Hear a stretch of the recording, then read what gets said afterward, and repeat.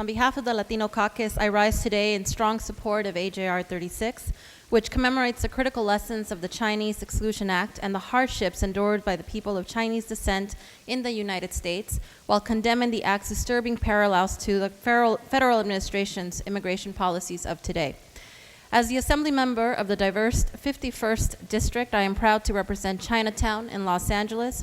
I have heard the stories of the Chinese American community who gathered in these communities to find sanctuary from the resentment and strife that came about the time of the Chinese Exclusion Act. Decades later, some families still remember. In 1882, despite people of Chinese descent coming to the US and making contributions like building the Transcontinental Railroad, as well as laboring and building businesses throughout California and the West Coast, immigrants from China had the gates of the United States slammed shut in their faces. The Chinese Exclusion Act was passed in an era of fear, where people of Chinese descent were labeled as yellow bastards, heathens, dirty.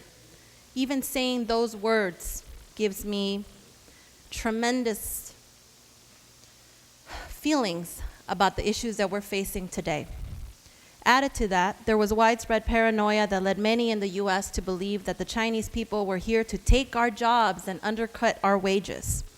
Sounds like very similar parallel language of today.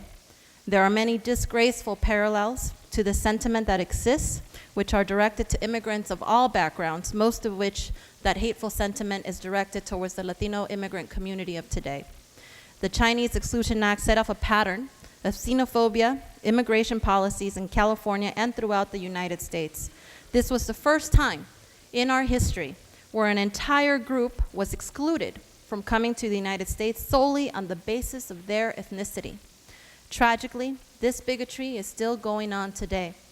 We don't need to look any further than today's headlines regarding the rescinding of TPS, the misguided calls for a foolish border wall, and the proposed Muslim ban, to see the damage that this discrimination has done and continues to do so by dividing people from various different backgrounds across our state and across our country.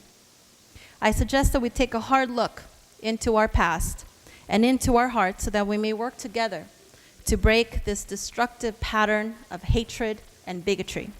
I would also like to commend our Chinese American community for all their commitments that have persisted in the face of this incredible injustice.